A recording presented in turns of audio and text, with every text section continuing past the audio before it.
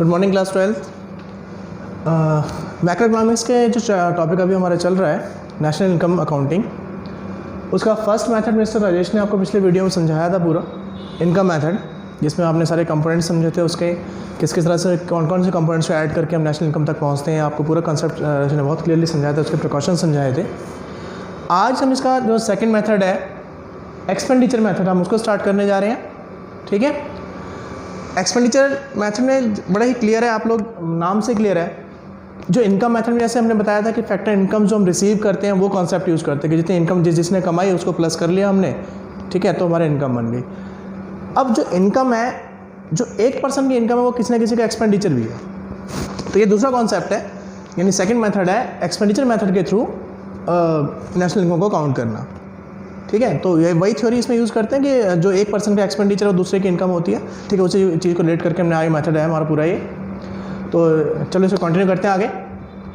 Expenditure method में जो हम टर्म कैलकुलेट करते हैं वो है GNP/MP, gross, G for gross national product at market price. ये हमारी पहली इनिशियल टर्म है जिसको हम फाइंड आउट करते हैं। उसके बाद नेशनल इनकम तक कैसे जाते हैं, NNP FCM कैसे बनाते हैं, उसके लिए 3 जो बेसिक रूल्स हैं वही यूज़ करेंगे हम।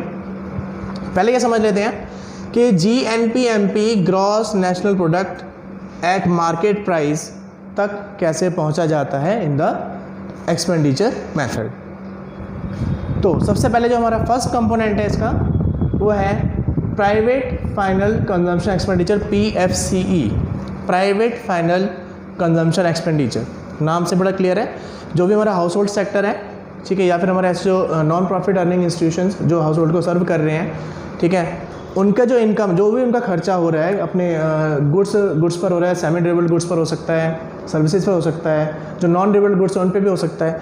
जहाँ भी जिस तरह की गुड्स पे वो अपना किसी भी तरह खर्चा कर रहे हैं, किसी सर्विस पर अपना खर्चा कर रहे हैं, एक्सपेंडिचर कर रहे हैं, उसको हम प्लस कर देंगे तो हमारे पास क्या बन जाएगा, प्राइवेट फाइनल कंजम्पशन एक्सपेंडिचर। ठीक है, ये हमारा फर्स्ट कंपोनेंट हो गया कि प्राइवेट सेक्टर है, यानी जो हाउस होल्ड सेक्टर है उन्होंने जो जो खर्चा हमारा किया वो सारा क्या बन गया, प्राइवेट फाइनल कंजम्पशन एक्सपेंडिचर। चलिए सेकंड कंपोनेंट पर आते हैं, GFCE। GFCE means government final consumption expenditure. Government final consumption expenditure का मतलब हो गया, देखो गवर्नमेंट के बच्चों खर्चे बहुत सारे हैं, आप जानते हैं गवर्नमेंट का एक्सपेंडिचर कहाँ कहाँ होता है, डिफेंस पर होता है, लॉ एंड ऑर्डर की मेंटेनेंस पर जाता है, एजुकेशन पे जाता है, गवर्नमेंट से जो स्कूल्स की सैलरीज जाती हैं उनके खर्चे होते हैं, हेल्थ सेक्टर पे जाता है। तो गवर्नमेंट के जो भी खर्चे हैं इस तरह के, उन सब हम किस में काउंट करते हैं, गवर्नमेंट फाइनल कंजम्पशन एक्सपेंडिचर। ठीक है, अब इन दो कंपोनेंट को अगर हम वैसे हम ब्रॉडली कहें तो ब्रॉडली इन दो कंसेप्ट को मिला के हमारा बन जाता है फाइनल कंजम्पशन एक्सपेंडिचर, राइट। अब आते हैं हम थर्ड कंपोनेंट पर। थर्ड कंपोनेंट सबसे इंपॉर्टेंट कंपोनेंट है इस मेथड का, क्योंकि सारा जो कैलकुलेटिव इसमें मिस्टेक्स होती हैं बच्चों की वो इसी थर्ड कंपोनेंट पर आगे होती हैं। तो इसलिए थर्ड कंपोनेंट को बहुत ध्यान से सुन लेना, समझ लेना कि किस तरह से हमने इसको यूज़ करना है सॉरी, और कैसे हमने इसको आगे कैलकुलेट करना है, क्योंकि यही कंपोनेंट ऐसा है जो क्वेश्चंस में ज़्यादातर बच्चों की मिस्टेक करवा देता है। थर्ड कंपोनेंट हमारा सबसे important, gross domestic capital formation, GDCF, gross domestic capital formation. ये अगर क्वेश्चन में डायरेक्टली ये टर्म गिवन है तो कोई प्रॉब्लम नहीं है, हम इसको एज इट इज यूज़ कर लेंगे। एक एक वर्ड का ध्यान रखना है, मगर आपने अगर ग्रॉस डोमेस्टिक कैपिटल फॉर्मेशन हमें डायरेक्टली गिवन है तो आप इसको क्वेश्चन में एज इट इज़ यूज़ करेंगे। बट अगर इसमें एक वर्ड लगा हुआ आ गया फिक्स्ड, यानी ग्रॉस फिक्स्ड कैपिटल फॉर्मेशन लिखा हुआ आ जाए, या फिर gross fixed domestic capital formation भी लिखा हुआ आ जाए, इवन कहने का मतलब मेरा ये कि अगर ये फिक्स्ड वर्ड इसमें लिखा हुआ आ गया तो वो टर्म डायरेक्टली यूज़ नहीं होगी। फिर आपको इस ग्रॉस फिक्स्ड कैपिटल फॉर्मेशन के साथ में चेंज इन स्टॉक ऐड करना पड़ेगा, यानी इन्वेंट्री का जो चेंज है वो आपको इसमें ऐड करना पड़ेगा। चेंज इन स्टॉक कैसे निकालते हो आपको पता है, हमेशा closing stock minus opening stock हमारा क्या बनता है, चेंज इन स्टॉक। ये पॉइंट क्लियर है, दोबारा सुन लीजिए एक बार। अगर हमारे पास क्वेश्चन में GDCF gross domestic capital formation directly given है तो आप उसकी वैल्यू एज इट इज़ अपने क्वेश्चन में यूज़ कर लेंगे। बट अगर वहाँ पर ग्रॉस फिक्स्ड वर्ड लिखा हुआ मिल गया तो आपने उसके साथ में फिर चेंज इन स्टॉक को ऐड करना है, तब जाके हमारा ये मेन कंपोनेंट बन के आएगा GDCF। अब एक और इसमें थोड़ा सा क्लू आ जाता है बीच में कि अगर ये फिक्स्ड वर्ड भी लिखा हुआ नहीं मिला, मीन्स अगर हमें GDCF भी नहीं दिया हुआ और ग्रॉस फिक्स्ड कैपिटल फॉर्मेशन भी नहीं दिया हुआ तब आप क्या करेंगे? उसके लिए हमारे पास इस ग्रॉस फिक्स्ड कैपिटल फॉर्मेशन के कुछ कंपोनेंट्स हैं, 3 कंपोनेंट होते हैं, वो हमें गिवन होंगे। हम उन तीनों कंपोनेंट्स को प्लस करेंगे तो हमारे पास बन के आएगा ग्रॉस फिक्स्ड कैपिटल फॉर्मेशन। फिर आप उसमें ऐड करेंगे चेंज इन स्टॉक, तब जाके हमारे मेन कंपोनेंट बन के आएगा GDCF। वो 3 कंपोनेंट कौन कौन से हैं? यानी बिजनेस फिक्स्ड इन्वेस्टमेंट, जो बिजनेस फर्म्स अपने इन्वेस्टमेंट करती हैं फिक्स एसेट्स खरीदने पर। पब्लिक फिक्स्ड इन्वेस्टमेंट, जो गवर्नमेंट खर्चा करती है फिक्स एसेट्स पर अपना खर्च करने के लिए। और हाउस होल्ड कंस्ट्रक्शन एक्सपेंडिचर, जो अपने लोग अपने घर बनाते हैं तो उसमें जो भी कंस्ट्रक्शन का खर्चा होता है वो सारा हमारा हाउस होल्ड कंस्ट्रक्शन एक्सपेंडिचर में आ जाता है। यानी अब आप थोड़ा सा इसको ध्यान से समझें कि house hold construction expenditure, public fix investment और बिजनेस फिक्स इन्वेस्टमेंट, इन 3 टर्म को मिला के हमारे पास क्या बना? Gross fixed capital formation. ठीक है, उसके बाद आपने जब उसमें चेंज इन स्टॉक ऐड किया तो क्या बना? GDCF, gross domestic capital formation. बस इसी पॉइंट को ध्यान में रखना है सबसे ज़्यादा कि अगर हमें GDCF डायरेक्टली गिवन है तो हमें इन कंपोनेंट्स को कहीं भी यूज़ नहीं करना है, इनको इग्नोर कर देना है। क्वेश्चन में गिवन हो तब भी इग्नोर कर देना। बट अगर GDCF गिवन नहीं है तो आप इस क्वेश्चन को ध्यान से करेंगे या कंपोनेंट्स चेक करेंगे हमें क्या क्या गिवन है, उनको प्लस करके तब हमारे पास टर्म बन के आएगी ग्रॉस डोमेस्टिक कैपिटल फॉर्मेशन। यहाँ तक क्लियर हुआ? चलिए, इसके बाद हमारा 4th कंपोनेंट आता है फॉरेन सेक्टर का, नेट एक्सपोर्ट।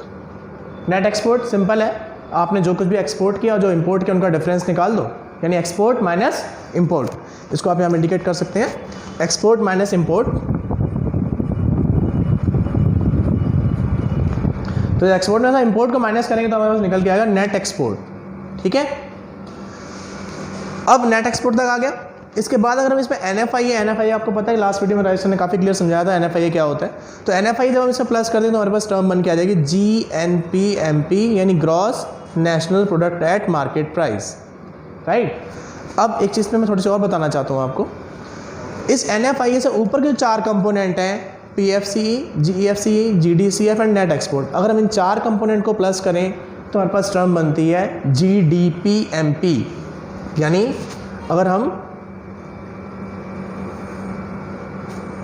यहाँ तक के ये जो 4 कंपोनेंट मार्क किए, अगर हम ये 4 कंपोनेंट को मार्क कर लें, प्लस कर लें, तो टर्म बन जाती है GDPMP। अगर क्वेश्चन निकालने के लिए आए इन केस, तो इन 4 कंपोनेंट को प्लस करके हमारे पास टर्म बन जाएगी GDPMP। इसके साथ जब हम प्लस करेंगे NFI तो बन जाएगा GNPMP। अब GNPMP से हमें पहुँचना है नेशनल इनकम तक, यानी NNPFC तक। तो देखिए आप क्या क्या चेंजेस करेंगे। ग्रॉस को आपको हमने क्या टर्म बनानी है, हमें फाइनली सपोज करो हमें NNPFC निकालना है, यानी नेशनल इनकम आपको फाइंड आउट करनी है। क्या क्या चेंजेस करने हैं? ग्रॉस को आपको कन्वर्ट करना है नेट के अंदर। तो ग्रॉस को नेट में चेंज करने के लिए आपको रिलेशन समझाया था मैंने एक वीडियो में। तो ग्रॉस और नेट का रिलेशन क्या होता है आपस में? डेप्रिसिएशन का। इनके बीच का रिश्ता क्या है? डेप्रिसिएशन। तो ग्रॉस में से अगर आप डेप्रिसिएशन को लेस कर देंगे तो क्या बन जाएगा? नेट बन जाएगा। ठीक है, और आगे हमारा नेशनल की जगह नेशनल लिखा हुआ है, प्रोडक्ट की जगह प्रोडक्ट लिखा हुआ है, और MP और FC का डिफरेंस आ गया अब, क्योंकि नेशनल इनकम निकालने के लिए आपको फैक्टर कॉस्ट पे निकालनी होती है और हमारे पास यहाँ पे क्या है? Market price. तो मार्केट प्राइस और फैक्टर कॉस्ट का रिलेशन बताया था, इनके बीच में रिश्ता किस चीज़ का है? NIT का, नेट इनडायरेक्ट टैक्सेस को।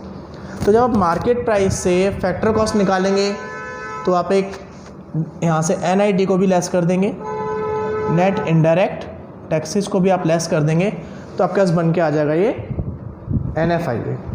ठीक है, आई होप आपको ये पूरा टॉपिक समझ में आया है।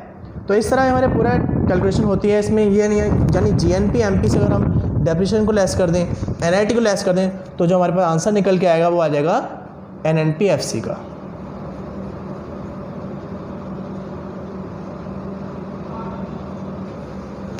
ठीक है, तो this is the complete procedure of calculating national income from expenditure method, यानी सेकंड मेथड से। राइट, अब आते हैं इसकी प्रिकॉशंस पर। तो प्रिकॉशंस ऑलमोस्ट सेम ही है, जो आपने इनकम मेथड में प्रिकॉशंस पढ़ी थी वही सेम है। बस 1-2 प्रिकॉशंस का यहाँ पे थोड़ा जिक्र करना ज़रूरी नहीं हो जाता, बिकॉज जैसे विंडफॉल गेन है, ठीक है। तो विंडफॉल गेन हमारा एक रिसिप्ट मेथड है, वो आपको पता है एक्सपेंडिचर में नहीं आएगा, तो इसको हम इग्नोर कर सकते हैं यहाँ से, इसमें नहीं आएगा ये। बाकी जो हमारी प्रिकॉशंस हैं ऑलमोस्ट सारी सेम है कि आपने जो फैक्टर इनकम का, इसमें इनकम का मेथड तो है ही नहीं, एक्सपेंडिचर की बात हो रही है। ट्रांसफ़र, कोई भी एक्सपेंडिचर ट्रांसफर पेमेंट इसमें किसी तरह की ऐड नहीं होंगी। जो सेकंड हैंड गुड्स पर आपने कोई खर्चा किया हुआ है वो आपने कहीं ऐड नहीं करना है इसमें। इंटरमीडिएट गुड्स आपने यूज़ नहीं करनी है, उनका खर्चा नहीं। इंटरमीडिएट गुड्स का जो कंजम्पशन है वो इसलिए नहीं होता बिकॉज वो ऑलरेडी कहीं ना कहीं पहले ऐड हो चुकी होती हैं, अपने प्रोडक्शन के पहले फेज़ में ऐड हो चुकी होती हैं, तो इसलिए उनका भी यूज़ नहीं होता।